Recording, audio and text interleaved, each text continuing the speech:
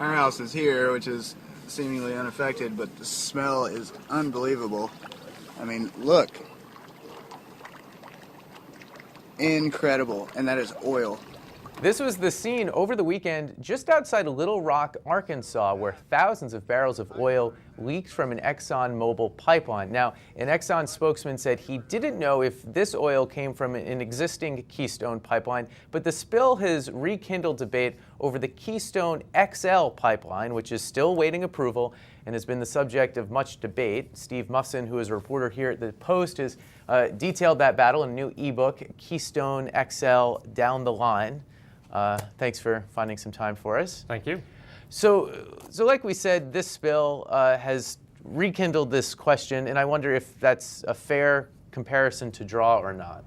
Well, it's fair in some senses because there are two major concerns with the Keystone XL. One is the climate concern and whether tapping the oil sands, which is where the oil for the Keystone XL would come from, up in Canada, of course. Yeah, these big, huge developments, some of them basically open pit mines, some of them big steam injection operations that use up so much energy that some people say it contributes more to climate change than even an ordinary barrel of oil might. But then there's a separate set of concerns and we really saw that in our trip that we took down the whole length of the Keystone proposed pipeline route. People along the route are really worried about leaks. Some of them are worried about leaks into aquifers. Some of them are worried about leaks into rivers, and that's not really specific to Keystone. It's about all pipelines, and we have a lot of pipelines in the country. So, this just dramatizes that. But then there's yet one other dimension too, which is that this pipeline was carrying oil from that area, and there are some people who argue that that very low quality oil with a lot of sulfur and other contaminants in it can create more corrosion problems in a pipeline than a conventional barrel of oil might. So this is that same oil that would go in the Keystone XL, and perhaps it's more of a leak concern. Either the same or very similar. It's from that same area. It's a type of oil, they called it Wabasca heavy, and it's from the Athabasca area, which is where the oil sands are, named after the Athabasca River up in Alberta. And I suppose the Exxon folks would point out this is a pipeline built in 1942, and the new Keystone XL would be much more secure. That's what the TransCanada people would say. They're the ones who are proposing to build this pipeline and have already owned the big Keystone pipeline. That, it's like the difference between driving a modern car and a 1950s car if you're talking about safety. That's the kind of comparison that they often make. The Keystone XL would be what, 1,700 miles? About 1,700 miles. And for this ebook, you drove the length of it. And what do the people along the way say? It's more or less a conservative part of the country. You would think they would support something like this. Do they, or is there a not in my backyard element?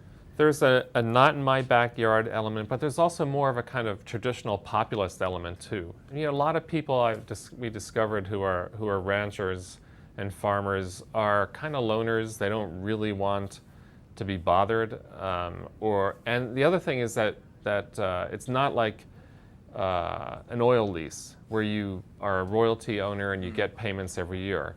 TransCanada has the ability to use the right of eminent domain to force people into making a deal. It's a one-time payment for the disruption of the land on the assumption that in a couple of years that your land is back to normal. And so it's a one-time thing. It's not a huge payment, and a lot of people just don't want to be bothered about it, and they're worried about those leak risks. We're still waiting for a decision. The president said one was coming. So what are the details on that, and does this thing in Arkansas potentially affect that at all? I think it will definitely give the opponents of the Keystone XL pipeline more fodder for their point of view, and I think that it's just a big issue for the administration trying to figure this out. The